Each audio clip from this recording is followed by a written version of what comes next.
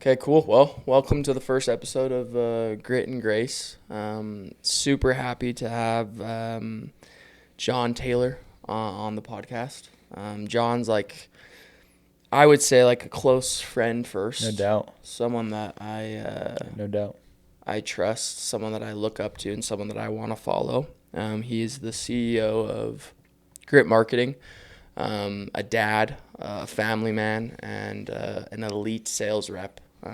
Which a lot of people don't talk about because now that he's the CEO, Don't forget. Come he's on. kingpin. Now no one talks about the sales, but he's two-time Golden Door as well. Let's go. Come on. Back when the contract values were Fat.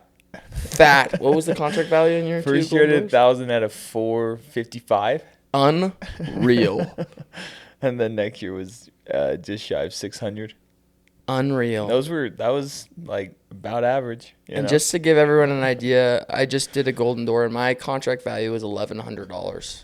And so he was 450 over 1,000 accounts, which is You're making more.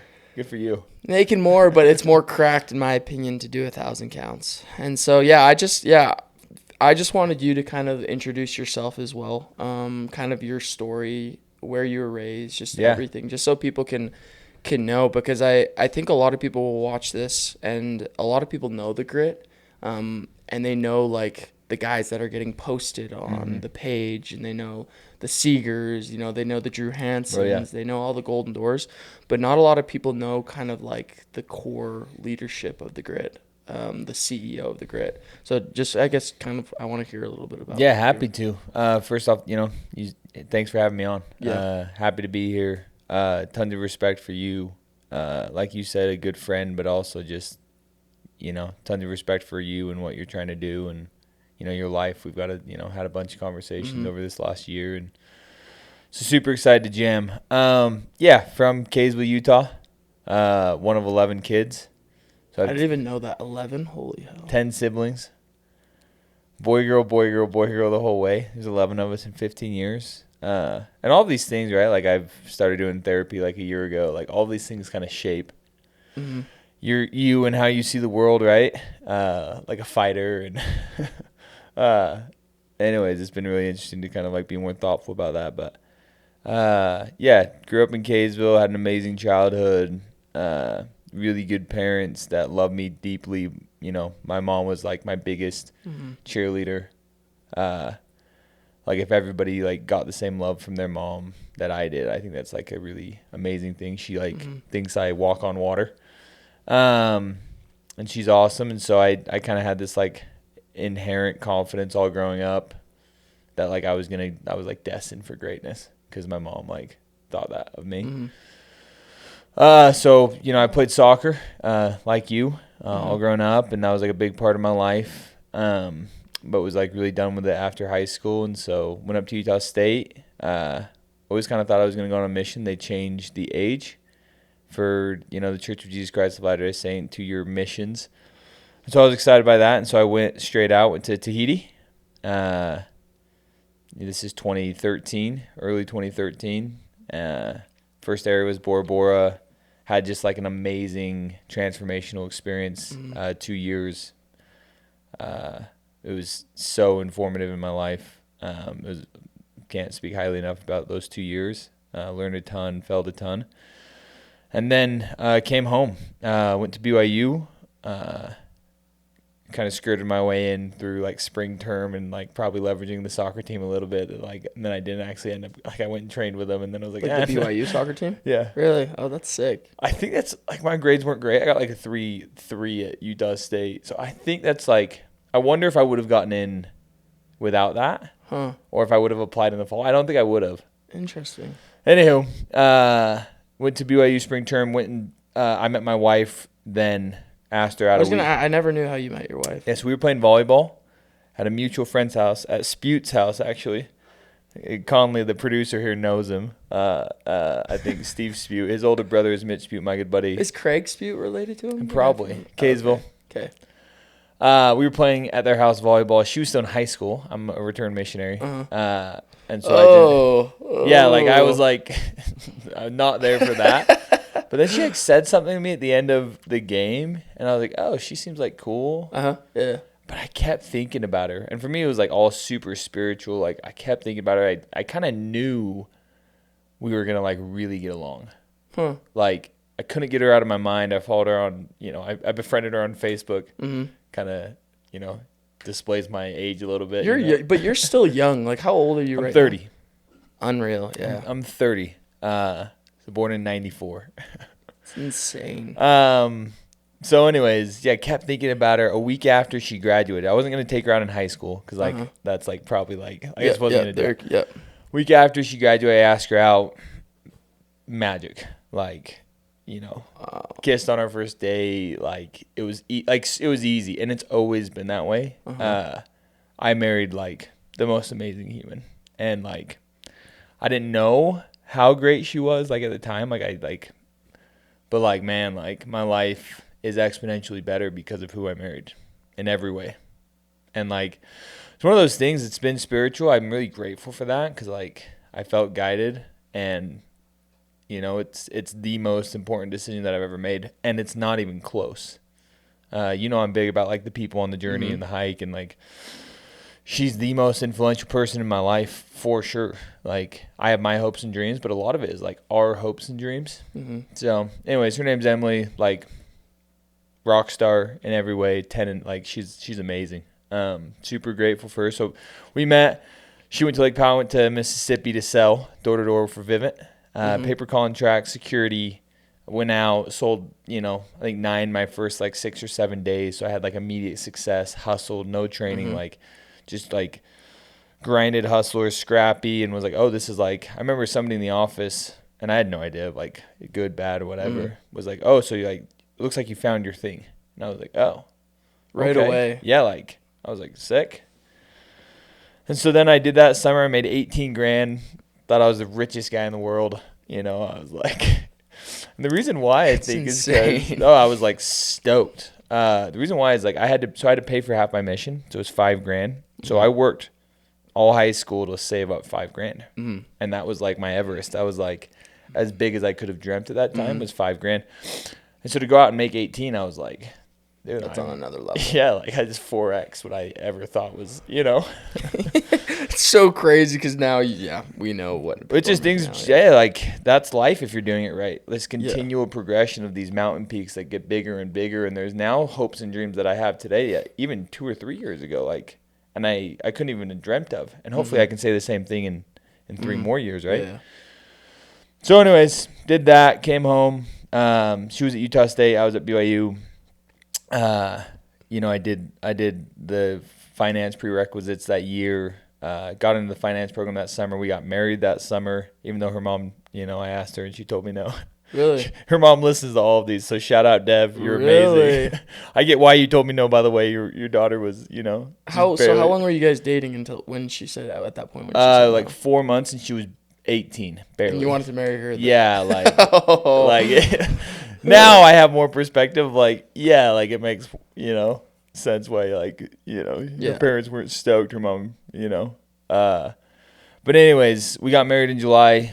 I sold in Salt Lake in May and June. I made like 35 grand that year. With Vivint still? No, I sold pest control for a company called Vinks. Ryan Marshall recruited me off of a Facebook ad. Like I had just like put my name in, like summer job in Utah. Wow.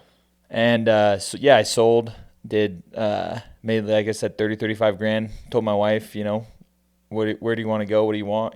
We kind of made it. Yeah, like we're kind of like good. We're set. Yeah, we're ready.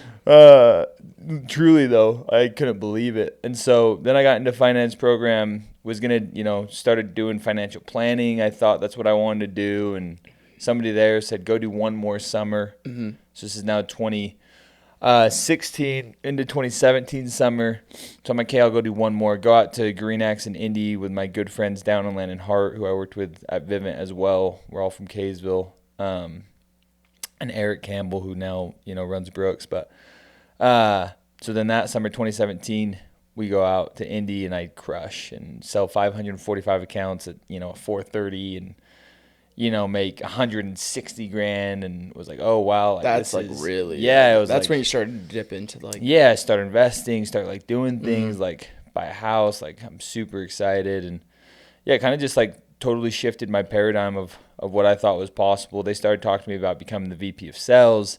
The next year I go out, I sell 1,000, which was a massive. How old was GreenX at this time? They started technically I think in 2013, but like at that time they were 2 or 3 million, like small 5 million. And then yeah, we like got momentum. Ben and Josh and Parker and Calvin and Skylar, they all came over in 2018. I went to Philly. I sold 1,000. I became the VP of sales. We had even more momentum. We go So that out. was 2018. That was when you hit 1,000. That was the first time I hit 1,000. And were you the VP of sales at that right time? after?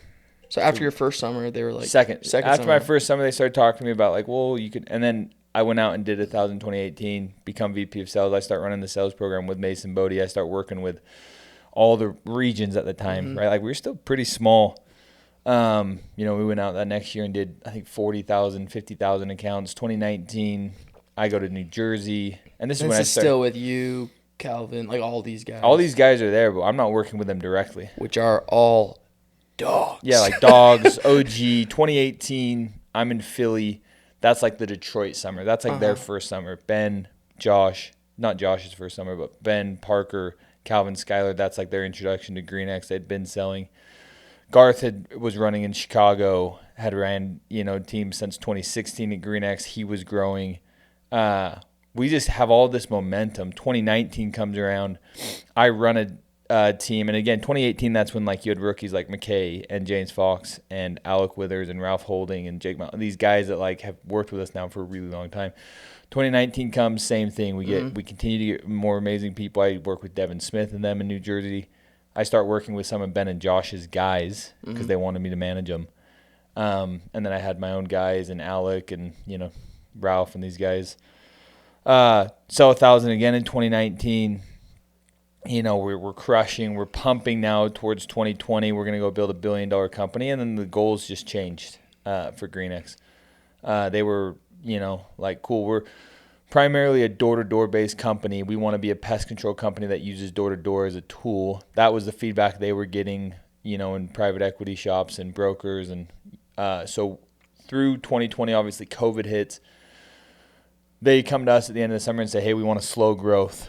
We all said, cool, we don't want to slow growth. And that's where in, beginning of September 2020, we start Grit kind of as a necessity. Like I still don't really view myself as like an entrepreneur when I think about like entrepreneurs.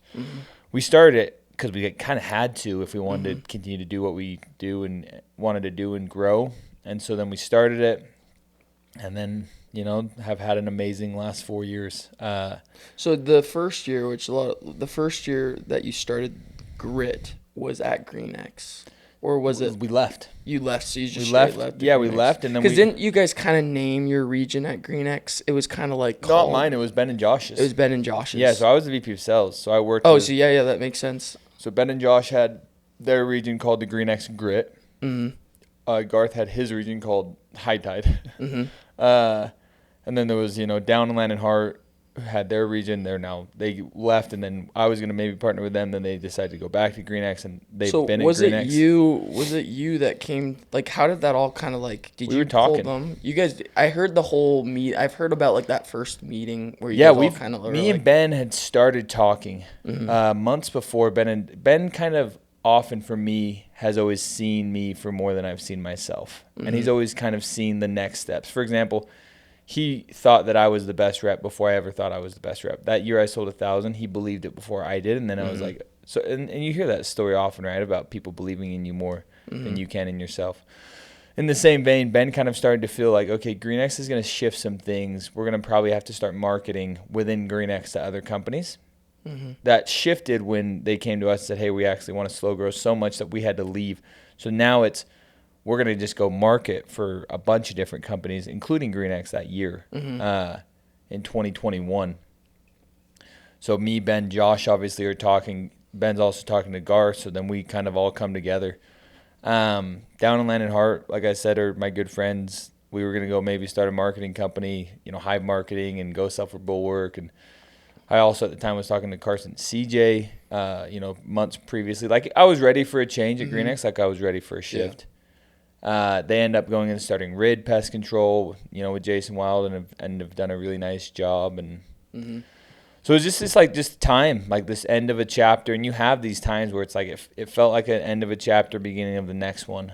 And so, yeah, we all came together and said, cool. And we were, meeting at my table at my house, and then, hotel conference rooms. You've seen that picture. And then, we just got scrappy. We found a place. We sold for 13 different companies that year. We did $47.5 million. It was like a really good year. And now we have momentum. And that summer I start playing, I knew Vest through Riverside. And so then we start meeting and start talks. And we partnered with Aptiv, and they were about to sell, and then they ended up not selling. So that kind of shifted some things. But, we just worked with them for the last 3 years, and it was a really great outcome for everybody. And it was like a really like educational, great 3 years. I think with them, I think they feel the same way. And, and we learned a ton. And then we also have worked with, Axiom and Romex. And then the beginning of this year, we bought 30% of Romex, and that's been amazing. We had a board meeting yesterday, and really excited about that. And it's just continued to develop, right? Like the goal has never shifted, From the time we started, as the goal has been impact. Like we want to build something special that we're really proud of and positively impact as many individuals and families, both current and future, as we can. And that's the goal. That's always been the goalpost, like of what we're trying to do and create.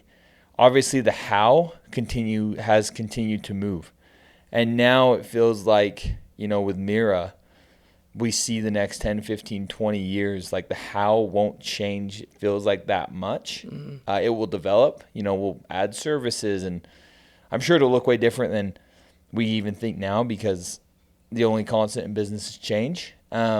But what we're so bullish on is, working with amazing people that are like-minded and are aligned with us, and trying to like build something special and create a ton of impact and value, like yourself.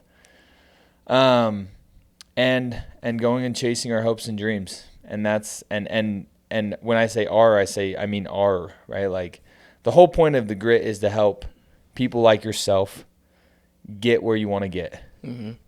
If we do that enough times, like we're all going to get where we want to get, and money and success, quote unquote, is a byproduct of that. But like success really, to me, is, I define it as closing the gap between your performance and your potential. And for me, that's, and I've said this before, right? Like that's, for me, that's trying to become like Jesus Christ. Like, who am I becoming through all this process? And certainly failing, like tons of mistakes. I'm trying really hard, and I'm making mistakes every day, and it's just one of those things that we just will fail. But at least from a goal standpoint, trying to do that, trying to maximize my role as husband and father, and that's like really core to me. And then positively impacting as many of God's children as we can. And so like the Grit is a vehicle and a platform to do that. I think we try really hard, and I think that like if the Grit ended tomorrow, I would feel really proud about all that we've done. It hasn't been perfect, but like I think that we've done a lot of good, and together like have built something with our people like that. We're like, I think, we're really proud of. So it's been great. It's been exciting. It's been really hard. It's been all the things. And then, kind of as we go into Grit 2.0 and Mira, like we're way excited. Yeah, no, for and sure. feel like directionally we're in a really exciting place. I'm all in on the 2.0, and I think a lot of people don't even know what's happening in the 2.0, which we can talk about as well. But I wanted to because I know you now, and this is how I know you the last year, is who you are the last year. But I didn't know you 4, 5, 6, 7 years ago. Yeah. What do you think in the last 4 to 5 years, especially since Grit has started? Like, how have you, because even when I talk to Tyson, or when I talk to other guys, when I talk to them about you, I'm just like, dude, they're like, oh, dude, John is amazing. But they always are like, we've watched him change into a beast of a man. What are the things that you feel like you've changed in the last 5 years? Like from 5 years ago, John, first now, John. What are the things? Yeah, I would say, and I would preface this with, I think I have hopefully changed in a lot of ways, and hopefully over the next 5 years I'll change in a lot more ways. Yeah. And I think the most influential piece of all of that have been the people I've been surrounded by. Like bar none. I think the people on the journey are the most important part of the journey as far as like who I'm becoming. Yeah, 5 years ago I would say I was way more money driven. And that was my surrounding. Like I thought about way more money. I thought about money way more. I thought about reputation and what people thought about me way more, and I would think about that.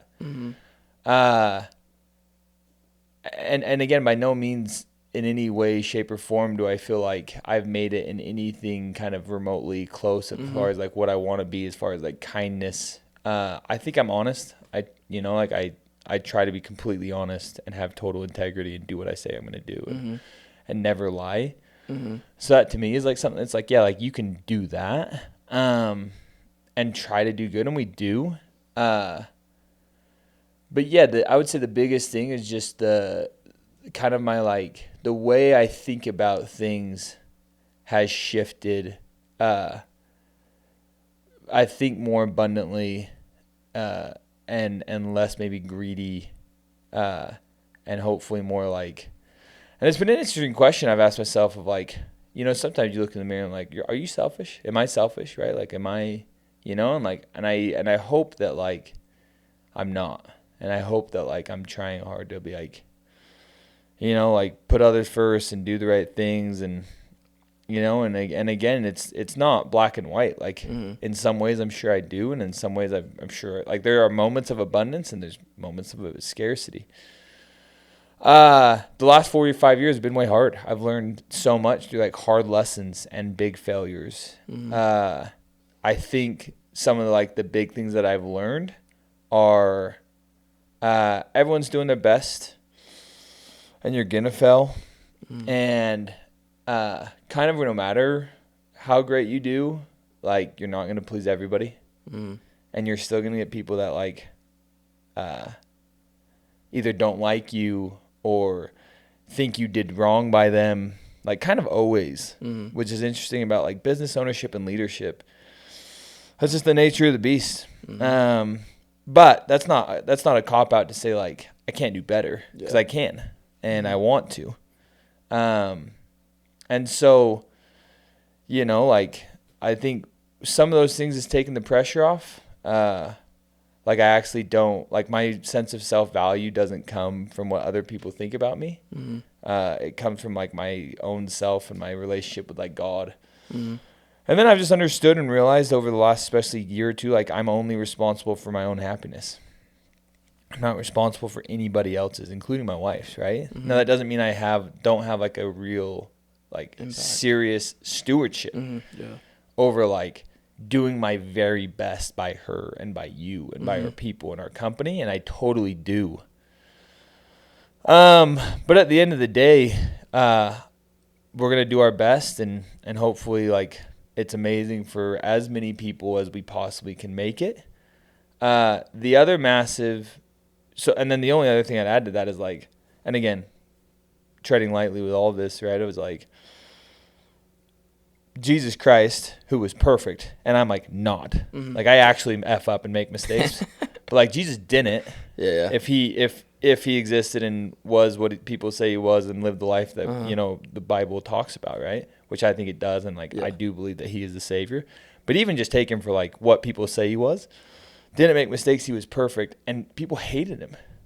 He got crucified. Like they literally killed him. So like, why would it be any different for us? Yeah. Like, you're not going to please everybody. People aren't going to, and if you're wanting to live like a really big and meaningful, impactful life, you're going to have big and meaningful and impactful problems. And you can't take one end of the stick without taking the other. Like you pull it. It's like, okay. It's like that idea of you can't complain about a full plate when your goal is to eat.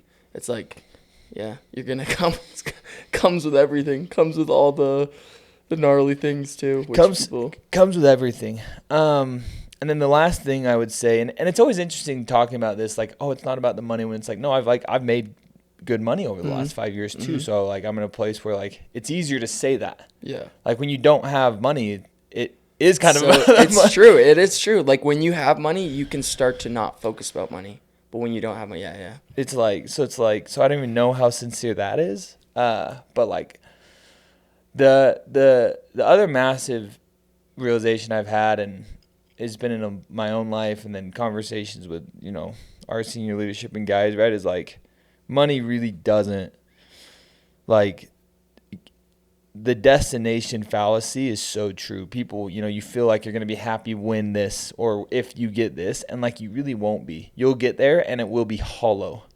You know, I was talking to Parker Anderton, right, who had always wanted like a big truck, a nice home, a boat, which he has, an awesome wife and kids, a houseboat, and he literally got everything he'd ever wanted, and he thought it would feel different. And he's like, it didn't. All that mattered were like Bailey and Berkeley, you know, like his kids, and so for me, more than anything, like at the end of the day, like I love you, I love the grit, I love what we're doing. It'll be a chapter in my life, just like it's a chapter in your life. It's really important. Not to say that like it's not. Yeah. It is. It's way important. And the most important thing in my life is like the relationships, specifically my wife and my kids. That's like that's the good stuff. Yeah. That's not to discount everything else that we're doing. Like it all is super important and makes me way excited. But it's just levels below for me, like my relationship with like my wife and my kids and what we're trying to do there. So how do you like maintain, I mean, I'm obviously don't have a wife or kids, but like how do you maintain, like I don't even want to say balance, but you could say balance. Harmony. Yeah, like, and I want to talk about that just briefly because it's like we talk about this idea of like winning. We talk about like guys like Tim Grover, Kobe Bryant, the really hard, like the really like be all in. And you kind of have to have seasons of time where you are a little bit imbalanced, and obsessed about something.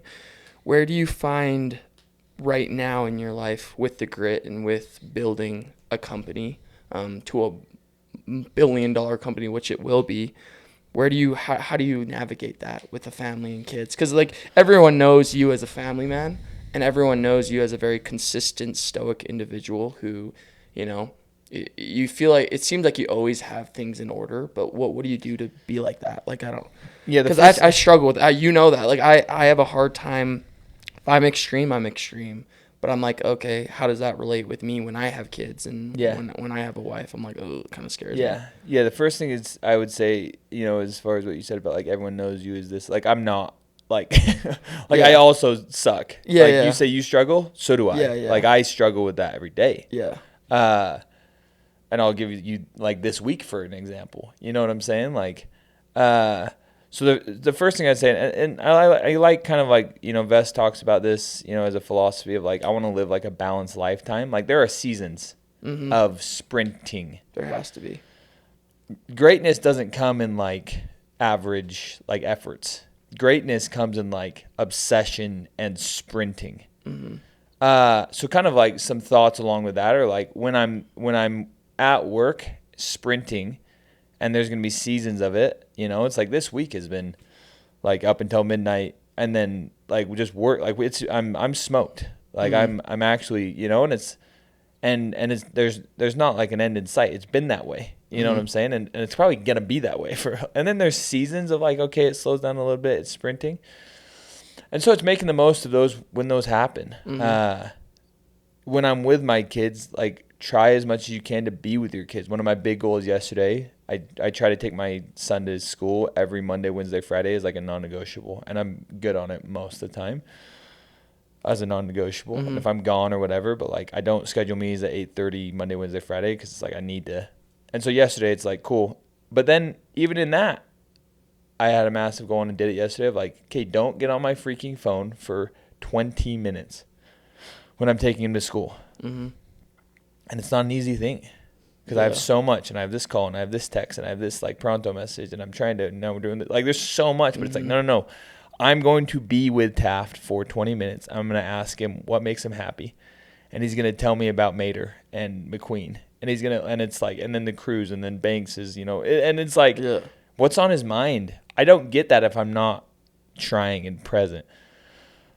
Right? And then I am at this podcast, be all in at this podcast, give the most I possibly freaking can to you when I'm with you. And then I'm going to have 75 messages and 25 waiting for you. Yeah, like I just know that, and that's okay. Yeah. But today's Halloween, and so I've blocked off my schedule at 3:30, and I'm gonna trick or treat, and I'm gonna freaking not be on my phone. Try hard to not be on my phone. But even last night at the trunk or treat, right? Like, it's like yes, and then I'm also like watching baseball, right? Which I like wanted to do. I wanted to watch the game, and then I get home and it's like, well, let's watch baseball with my boys, and how fun was that?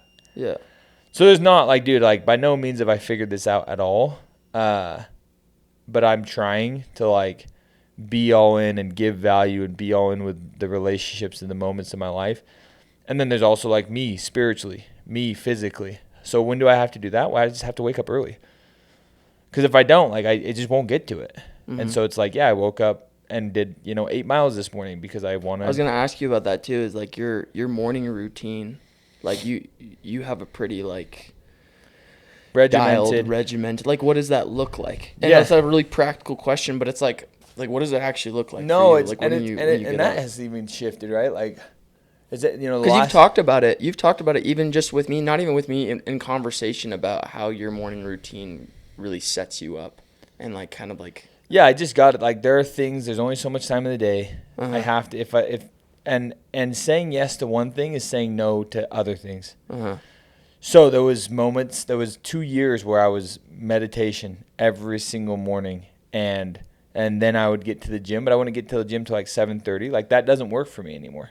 I have to get it done before, because now I'm working at like 8:30, like at the office, and my kids are waking up at 7. Like I just have to go. I just have to do it earlier.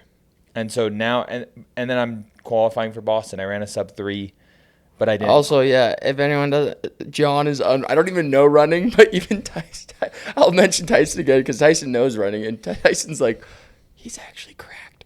But I wasn't. Yeah. I'm not a runner. I am not a runner. Yeah. Like, I played soccer. I'm not a runner. I'm not built like a runner. I'm 180. You feel like a linebacker. I'm 190. Like, I'm not a skinny, like, I'm not a runner. No. But it's like, okay, we set a goal to qualify for Boston. Well, in that, there's massive sacrifices I'm going to have to make. Yeah. Like, I can't wake up and do my morning meditation and everything and then go run 10 miles. Like, I just don't have enough time. Or I have to do less work. But I don't want to do less. Like, I have to not wake up my kids at 7:30. But, like, I am going to wake up my kids at 7, And now it's 7:30. All summer is 7. So, like, right now it's not the morning meditation. It is on Sundays when I'm not running. But this morning it was, and it's like get as much sleep as I can and wake up at 5:30. And then I went and ran 8 miles. So do you wake up at 5:30 no matter how much sleep you got? Like how I'm just curious. But I'm almost always in bed by like 10 or 10:30. But yeah, like. Wow. But then Monday, Tuesday, I went to bed because I was working late until like 12. But then Casey's, invited me, and I go with him sometimes to plunge at 5:30. Mm-hmm. Sauna, cold plunge, an hour session. Which, like, it's really good. I don't love necessarily sauna in the morning. More than anything, like, Casey's been gone for 3 weeks. Like, I'm excited. I was excited to, like, go spend time with him. Mm-hmm. And Logan Dean and Kurt and Ty Nilsson and some other guys, right? Like, so I said yes to that, which means I was saying no to running.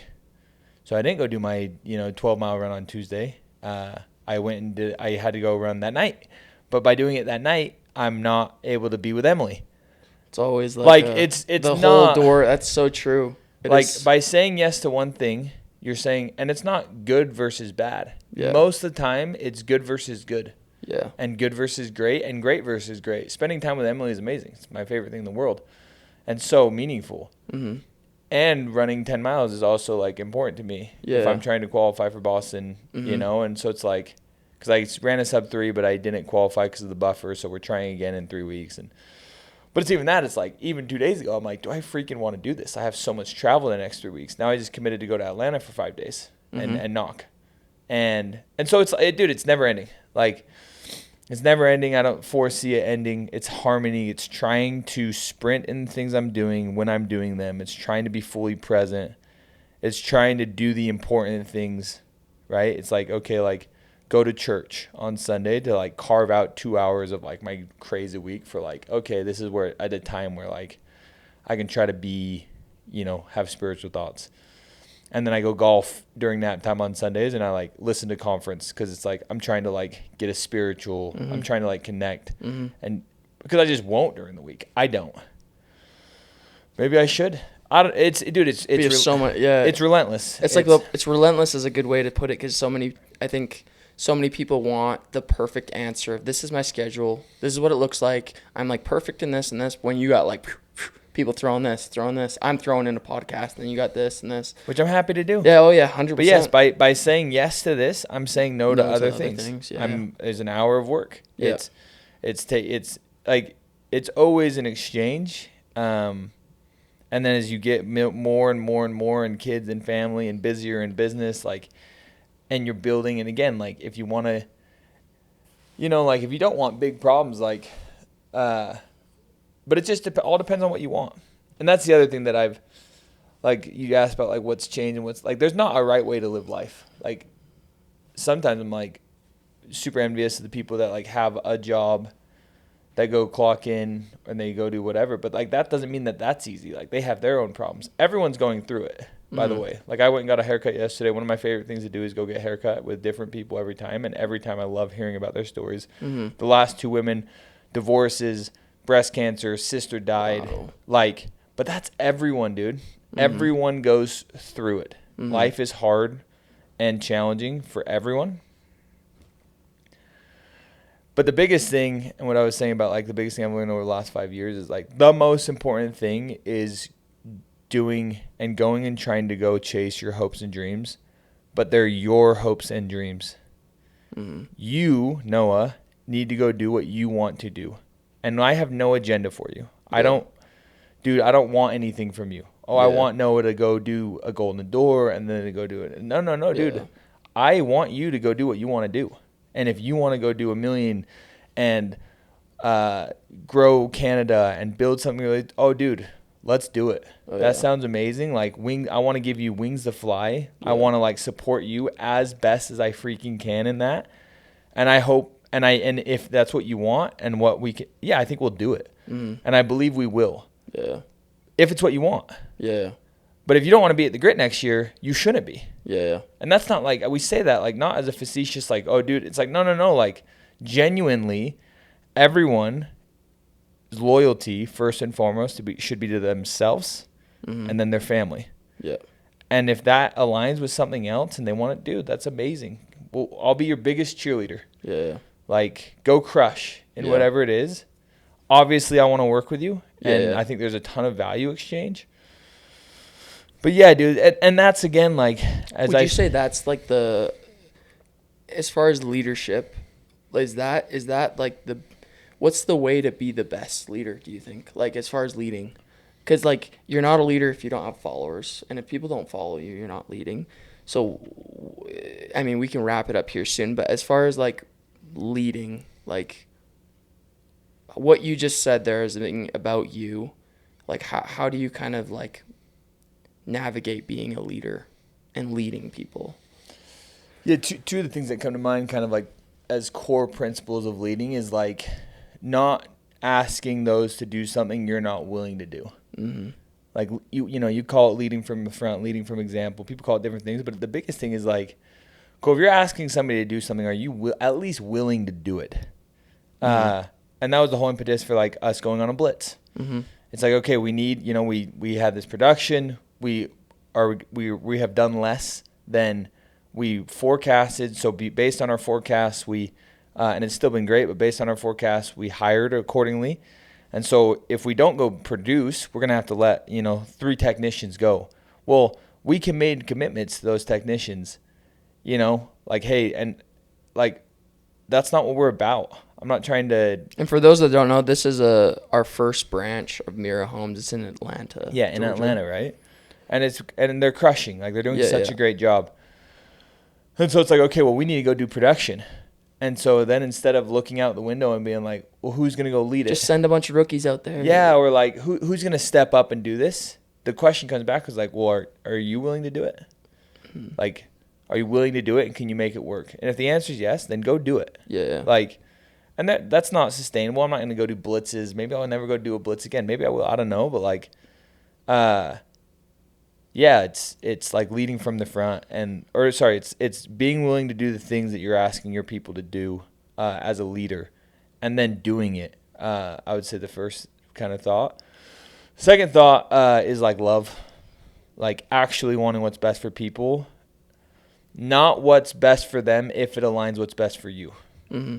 Like that's one of the biggest things when I thought about like who do I want to do business with. It was, will they think about me when they make business decisions, and will it influence their decision? Mm-hmm. And for my partners, Ben, Josh, and Garth, when we started Grit, it was that. Like I felt that. I felt like they would think about me when they made business decisions, and I thought it would influence their decision, and it has. And so as a leader, it's actually caring about your people more than to the point where it just makes you money or influences or makes your life better. A lot of leaders care about their people to that point, but what about past that point where it's like, well, maybe it's not necessarily what's best for you, but if it's best for them, like they should go do it. Mm-hmm. Which to me is like love. But it's crazy because in turn, when you do that, you actually, the byproduct is making more money without you realizing. I feel that. Like it can be. I feel like it doesn't necessarily have to be. Doesn't have to be, but I feel like it often seems to happen when you put those things first. Everything else kind of falls. If you really want to talk about money, but but in a similar way, that's kind of a life principle for all things. All things, yeah. If you put aside what it is that you really want and focus on the right things, you'll probably end up getting it what it is you quote unquote really want anyways. For example, if I want you to think that I'm way cool or way genuine or kind or whatever, like if I'm come in here and I try to shape your opinion of me, it probably won't feel authentic. I probably won't actually get those results. So if I come in here and I'm authentic and I'm like myself and I'm trying hard and I'm interested, and by no means have I done like a perfect podcast, but I'm trying and we're like engaging and it's been way fun, right? But like just in general in life and relationships and giving, like if you go in with that energy of like, I'm going to try way hard, I'm going to do my best, I'm going to strive, I'm going to show up with my authentic self and energy, then I'll probably get the, like, if I'm a good dude and I'm trying, then like you'll probably be like, oh yeah, like that was a great conversation. Like I'll probably get what it is that I want as a byproduct, to your point of putting the right things first.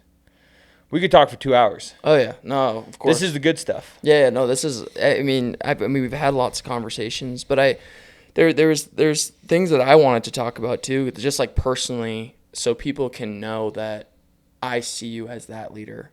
And it's not just like, John's hopping on this podcast and he's going to talk about how he leads. And I just sit here and I'm like, oh, yeah, I think he does that. Like, I know you do that.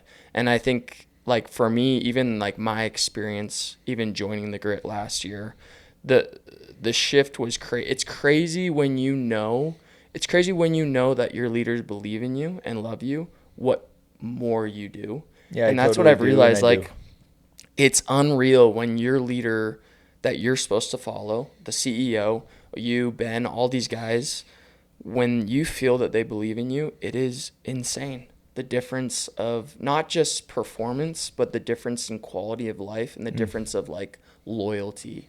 Like even at my last company, like I won't mention names or anything, but like I remember I never, the CEO of that company never reached out to me, never talked to me. And the first day I joined the Grit, you reached out to me.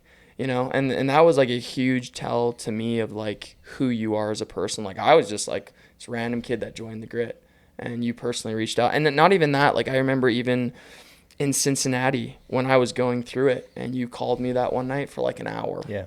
Like that, I mean, that night was probably like one of the most spiritual nights of the summer because I was like, whoa, like he actually cares. No, and you were even crying on the phone. Like you had like I was crying. Like it was like it was such an insane thing for me. It was like, whoa, like this is like deeper than money. This is deeper than pest control. This is deeper than golden doors. This is like, yeah, humans. Like, and it is like it, and it's not like I really do care. I really do believe in you. I think you're a total stud. I think you're such a great human. I think you're gonna do so much good and great things in your life, and I really hope you marry an amazing person and have an amazing family, because you'll be an amazing husband and amazing dad, and that's like the best part of life. And business, like I do believe all those things, and I do feel that way, and I'm glad that you have felt that from me. I'm sure in other relationships I feel that way, and people don't feel it from me as much. And so like I try to do those things, not strategically.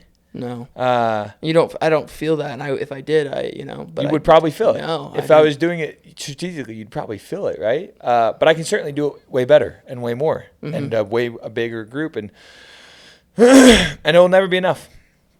And I'm gonna fall short, and I'm trying, and I'm really trying. But like, oh yeah, like the way that you feel like I've poured into you, I'm sure there's other people that don't and feel like I haven't. And I hope to do that, So you've just never made it. Like this job, Casey always talks about business is a spiritual game. Like it's not about pest control. It's not about, sales or business or whatever. No, dude, it's about life. Like it's about humans. It's about enjoying the journey with the people you're doing it with. And we work with amazing people. Like this job it's connected us, but it's that's what's so cool about door to door is it's so intimate. Like it's so hard, and it's such a battle, and so you just like bond in a way that like a lot of like jobs people go to and they show up and they interact with it, but it's not like this military-esque. No one really gets it unless you've done it. It's hard. It's way, way hard, and I get it. Like I've done it. Like I understand the job. But it's the best part of my job. Like being able to talk to you those nights and then another long conversation. I remember I was at like a gym and we're chatting, and that was like where the whole like Ben like. Oh yeah, there's loads, and that's the thing that people don't really hear behind the camera. Like the people don't really know, but there are loads of conversations that we've had beyond this podcast of like that have impacted me personally. And like even talking to my family, my parents and family are all in Canada, and they know I love the company, and they but even talking to my mom the other day, I'm just like, dude, John is like, he's a guy I want to follow. Like he called me the other day, and she's like emotional because she's like, amazing. Oh, finally, he has people in his corner that are like, and that's not just me, it's other people too. But yeah, I think about like the runs with Tyson or the time I've spent with Tyson, like, and you try to be that. You try to like show up for people in that way and pour into them and believe in them. And I've had those people in my life too. And it's meaningful. It's impactful. It's not about, it's life. It's so good. And like, it's so fun. And I'm so grateful that we get to have this life experience. I believe we're eternal beings. I believe that we were and that we will be. And so this life is like short, small, tiny little blip in eternity. But I think it's meaningful and impactful. And I think people are doing their best and trying really hard. And so, no, I appreciate you, brother. No, of course. One last question to wrap it up. The podcast is called Grit and Grace. I love that. I didn't know that, by the way. Yeah. When you said that at the beginning. How beautiful is that? It's my two favorite words. And we talked about this. It's actually tattooed on my leg. I got it done before I even joined the Grit, and it's just kind of funny. And I had to. I was like, it's nothing to do with the Grit as a company, but they're my two favorite words. But when you hear that phrase, what do you think of when you hear of Grit and Grace? Like, how would you describe that, or what do you think of? Think of Jesus, like, as a gritty, like, freaking just grinder, again, like, hard worker, pushing through it, people hating him, right? Like, and forgiveness, grace, on the cross, people that just crucified him, Father, forgive them for what they, they don't know what they're doing, right? I think about, like, being gritty is the ability to, like, get there despite everything, right? Like, and at the same time, when I think about grace, way more than I think external, I think internal. I think it's like being graceful with yourself, which is like giving yourself the space to fail and fail miserably and being okay with it. Like, it's okay. Like, you failed. Yeah, you failed. Forgive yourself. And I do every day. I fail every day, and I come up short, and I do stupid crap. And I can beat myself up and get so in my head about, like, what was I, and it's like, no, like, listen, my intentions were bad, and I can do better, and let's learn from those things. And then doing the same thing for others. Like, everyone's trying, right? Like, and everyone's circumstances and experience shapes how they think. And so instead of being like, dude, when people are like, oh, dude, I would never do that. It's like, no, dude. If you were that guy and you had all those same experiences and context and you were brought up that way, whatever, like, you probably do the exact same thing because you would have the exact same experiences and context. You don't. I don't. And so the whole, like, don't judge the sinner, judge the sin. It's like, no. Like, I don't have to have a judgment on anyone or an opinion on what anyone is doing. My responsibility is to do what Christ asked, which is like love, right? Like love and love yourself and love others and try really hard. So when I think about grit and grace, which I love, we've talked about this, like like beautiful meaning in words, and words matter and they have different meanings. I think the combination of the two is like really beautiful. And I think that like we could all do a way better job of having more grace for ourselves and for others. So awesome. Thank you so much, brother. Appreciate you, brother. More love than you tons. Yeah, I love you too, man. Thanks.